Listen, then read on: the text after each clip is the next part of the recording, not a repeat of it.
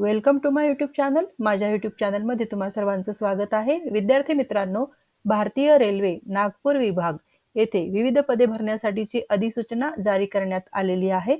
पदाचे नाव आहे अप्रेंटिस प्रशिक्षणार्थी. शैक्षणिक पात्रता 10वी उत्तीर्ण तुम्ही असलं पाहिजे आणि संबंधित ट्रेडमध्ये ITI झालेलं असलं पाहिजे. परीक्षा फी नाही. अर्ज करण्याची पद्धत ऑनलाईन आहे. गव्हर्नमेंट जॉब आहे.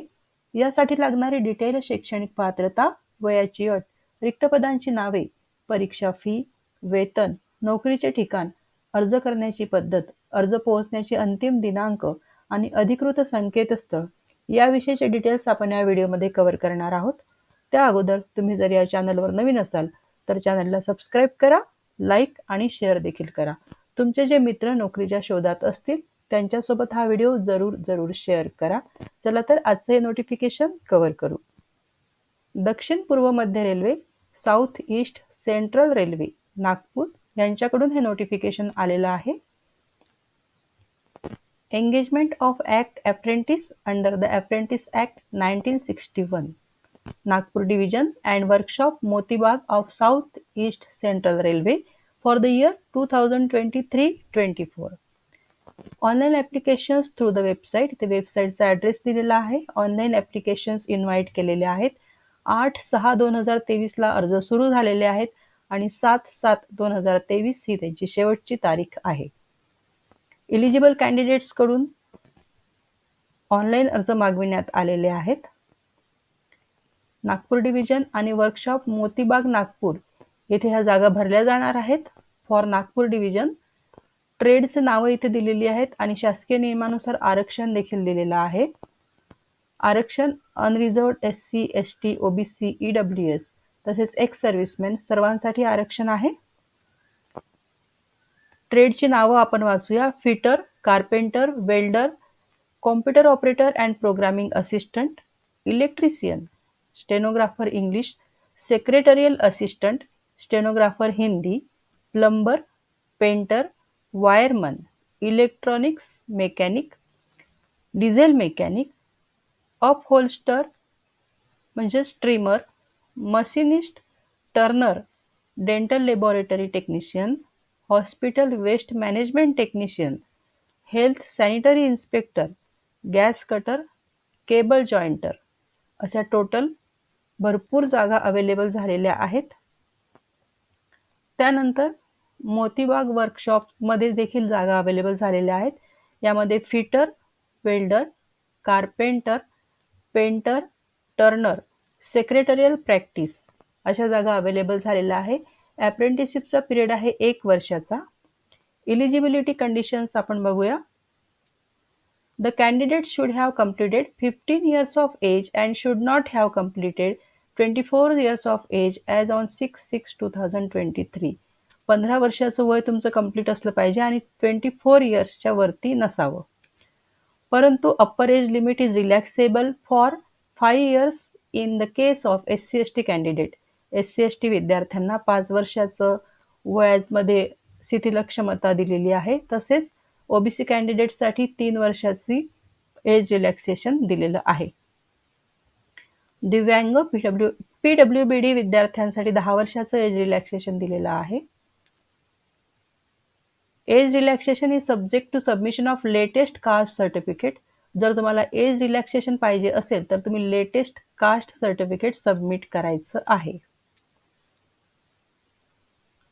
त्यानंतर minimum educational qualification. The candidate must have passed 10th class examination or its equivalent. 10वी पास तुम्ही असलं पाहिजे. with minimum 50% marks in aggregate from a recognized board and also possess national trade certificate in the notified trade issued by National Council for Vocational Training or provisional certificate issued by National Council of Vocational Training किंवा state council for vocational training.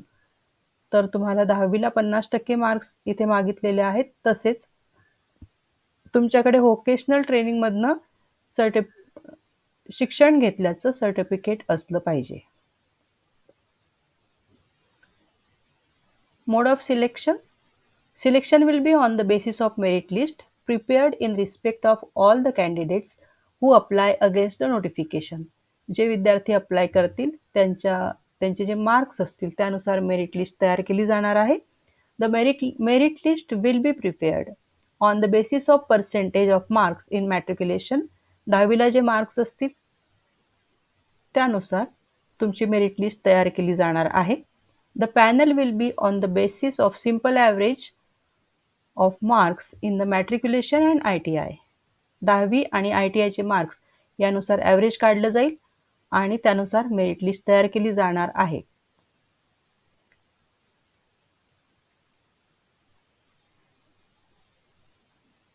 In case of two candidates having same marks, the candidate with older age shall be preferred. जर दोन विद्यार्थ्यांना same marks असले तर ज्या विद्यार्थ्याचं वय हे जास्त असेल त्याचं सिलेक्शन होईल. In case the date of birth are same, जर त्यांची डेट ऑफ बर्थ सेम असली तर then the candidate who passed matriculation exam earlier shall be considered first. तर ज्यांनी 10वीची परीक्षा अगोदर दिलेली आहे दोघांपैकी त्याला सिलेक्शन दिलं जाईल.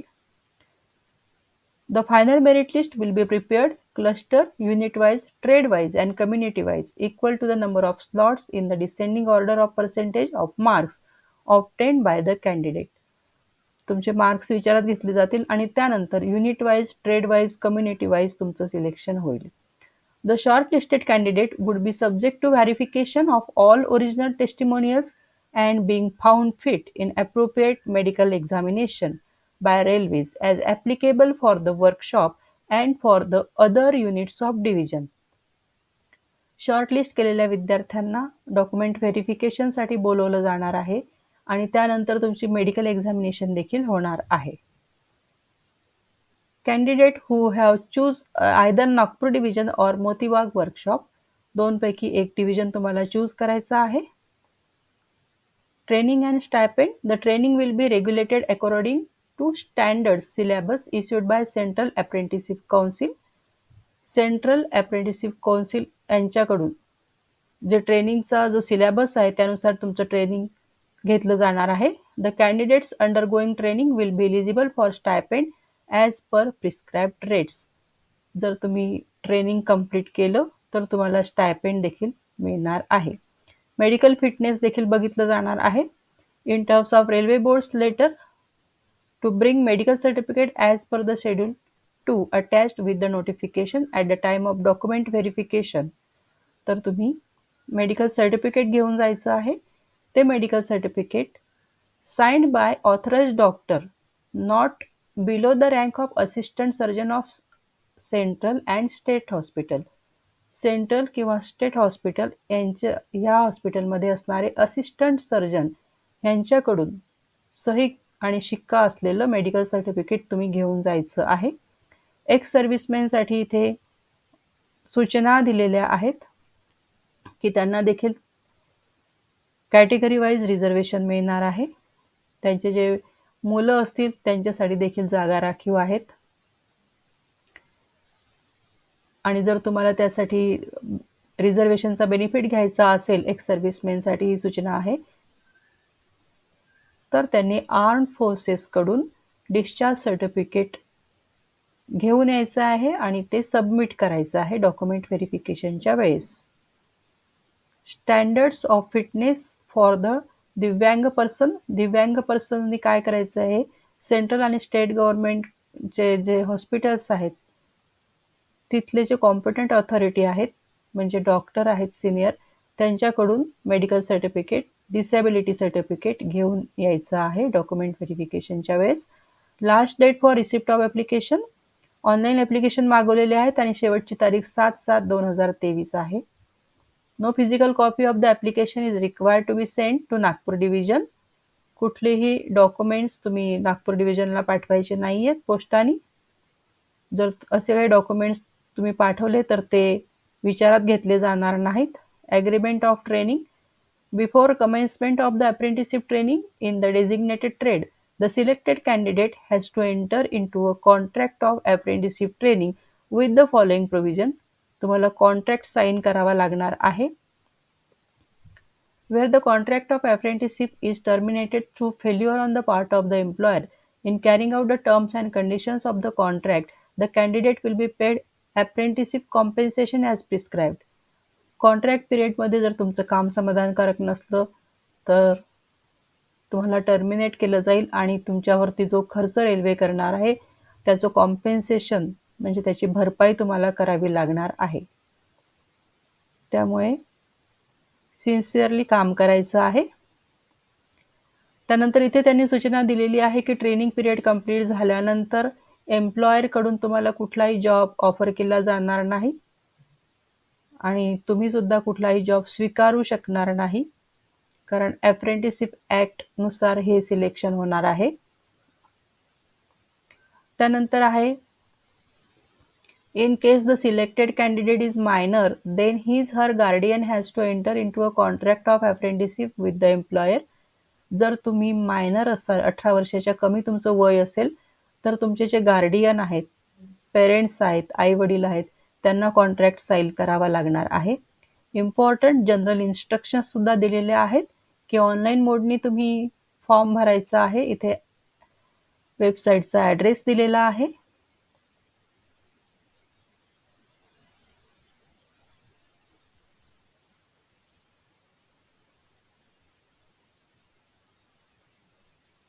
त्यानंतर आहे no correspondence regarding engagement will be entertain. कुठलाही पत्रव्यवहार तुमच्याशी केला जाणार नाही. Canvassing in any form will be disqualify the candidature and no correspondence will be entertain in the matter. कुठल्याही प्रकारचा चुकीचा प्रचार आणि प्रसार जर तुम्ही केला तर तुम्हाला डिस्क्वालिफाय केलं जाईल. तुमच्याशी कुठल्याही प्रकारचा पत्रव्यवहार केला जाणार नाही. परत ती सूचना त्यांनी दिलेली आहे.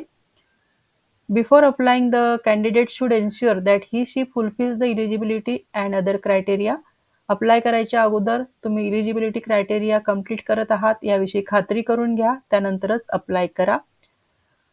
The erroneously engaged and such candidate shall be immediately dismissed without notice at any stage. जर तुम्ही कुठली इलिजिबिलिटी कंप्लीट करत नाही असं जर मध्ये आढळलं तर तुम्हाला डिसमिस केलं जाईल. Candidature of the candidate shall be cancelled if she fails or he fails to produce the required original testimonials for verification or any other discrepancy noticed. जर तुम्ही ओरिजिनल डॉक्युमेंट्स सबमिट केले नाही, त्यातलं एखादं डॉक्युमेंट राहिलं तर तुमचं कॅन्डिडेचर रद्द होऊ शकतं किंवा तुमच्या डॉक्युमेंट्समध्ये काही चुकीच्या गोष्टी आढळल्या तरी देखील तुमचं कॅन्डिडेचर रद्द होऊ शकतं. If it is noticed that railway administration that the candidate has furnished wrong, fake certificate, false certificate, the railway administration reserves the right to discharge the selected candidate at any stage without any notice, even after his/her selection to undergo training. Further, they may be liable for penal action. Railway बोर्डाच्या जर हे लक्षात आलं की तुम्ही चुकीची माहिती किंवा चुकीचे सर्टिफिकेट्स दिलेले आहेत, दाखवलेले आहेत, तर तुमचं कॅन्डिडेचर रद्द केलं जाईल. इव्हन तुमचं ट्रेनिंग सुरू झाल्यानंतर जर ही गोष्ट लक्षात आली तरी सुद्धा तुम्हाला डिस्चार्ज केलं जाणार आहे. त्यामुळे खरे डॉक्युमेंट्स अपलोड करा आणि खरी माहिती द्या. डॉक्युमेंट व्हेरिफिकेशनच्या वेळेसही खरे आपले डॉक्युमेंट्स जे आहेत तेच घेऊन जायचं आहे. The railway administration do not undertake any responsibility for sending reply to the candidate not selected or not called for. Railway administration तुम्हाला कुठल्याही प्रकारचा रिप्लाय पाठवणार नाहीये की तुमचं सिलेक्शन झालेलं आहे किंवा नाही. No correspondence in this respect of the application submitted shall be entertained. कुठलाही पत्रव्यवहार तुमच्याशी केला जाणार नाही, कुठलाही फोन कॉल तुम्हाला केला जाणार नाही or replied by this office to any individual or organization. त्यामुळे रिप्लाय कुठलाही मिळणार नाहीये. जर तुम्हाला कुठलेही फेक फोन कॉल्स आले तर त्यावर विश्वास ठेवू नका. The railway administration will not be responsible for any printing error. Railway administration जबाबदारी घेत नाही कुठली प्रिंटिंग एरर असली तर, असं त्यांनी म्हटलंय. The engineering graduate and diploma holder is not eligible to apply for apprenticeship in response to this notification as they are governed by a separate scheme of apprenticeship. Engineering झालेले विद्यार्थी आणि diploma झालेल्या विद्यार्थ्यांनी यासाठी अप्लाय करायचं नाही. त्यांच्यासाठी वेगळी अप्रेंटिसशिप स्कीम अवेलेबल आहे असं त्यांनी सांगितलेलं आहे. No daily allowances, conveyance allowance और travelling allowance will be paid to the candidate called for document verification. जेव्हा डॉक्युमेंट व्हेरिफिकेशनला तुम्हाला बोलवलं जाईल त्यावेळेस तुम्हाला कुठलाही प्रवास भत्ता किंवा कुठलाही अलाउन्स दिला जाणार नाही. Candidate need not send any application printout, certificates or copies to Nagpur division of SECR by post. पोस्टाने कुठलेही डॉक्युमेंट्स किंवा ॲप्लिकेशनची प्रिंटआउट तुम्ही पाठवायची नाही. The candidature of the candidate will be considered only on the strength of the information furnished in the online application. जी माहिती तुम्ही ऑनलाईन ॲप्लिकेशनमध्ये भरणार आहात त्यानुसारच तुमचं सिलेक्शन होणार आहे. The candidates who are called on any day notification by the administration for verification of certificates are not eligible for any traveling dearness allowance. Same त्यांनी सांगितलं की डॉक्युमेंट व्हेरिफिकेशनच्या वेळेस जर तुम्ही आला तर त्यावेळेस तुम्हाला कुठलाही प्रवास भत्ता किंवा कुठलाही भत्ता दिला जाणार नाही. अप्रेंटिसशिप नियमाप्रमाणे हे जे सिलेक्शन आहे ह्या ज्या जागा आहेत त्या भरल्या जाणार आहेत. In case an apprentice discontinues the apprenticeship training and fails to fulfill the obligations as per his contract without valid reasons, he shall have to refund the stipend paid to him, the cost of training, and such other costs that may be determined under the rules by railway administration. जर तुम्ही अप्रेंटिसशिपमध्ये तुमचं selection झालं आणि ट्रेनिंगमध्ये जर तुम्ही ते complete करू शकले नाहीत तर तुमच्यावर जो खर्च होणार आहे तो खर्चाची भरपाई तुम्हाला करायची आहे. The decision of the railway administration in this regard will be final. तर याविषयीचा जो डिसिजन आहे तो रेल्वे ॲडमिनिस्ट्रेशनचा असेल आणि तो फायनल असेल आणि तो तुमच्यावर बंधनकारक असणार आहे.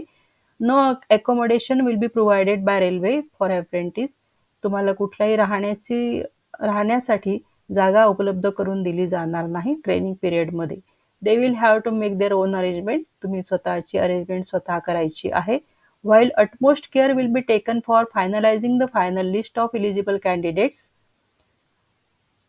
in case of any oversight, the administration has the right to make changes at any level and the decision of the administration will be final and binding. ही सिलेक्शन प्रोसेस राबविताना रेल्वे ॲडमिनिस्ट्रेशनकडून अटमोस्ट केअर घेतली जाणार आहे, काळजी घेतली जाणार आहे आणि तरीही यामध्ये जर काही चेंजेस असतील तर त्याविषयीचा डिसिजन हा रेल्वे ॲडमिनिस्ट्रेशनचा फायनल असेल आणि तो उमेदवारांवर बंधनकारक देखील असेल. इथे हेल्प डेस्कचा ईमेल ॲड्रेस दिलेला आहे.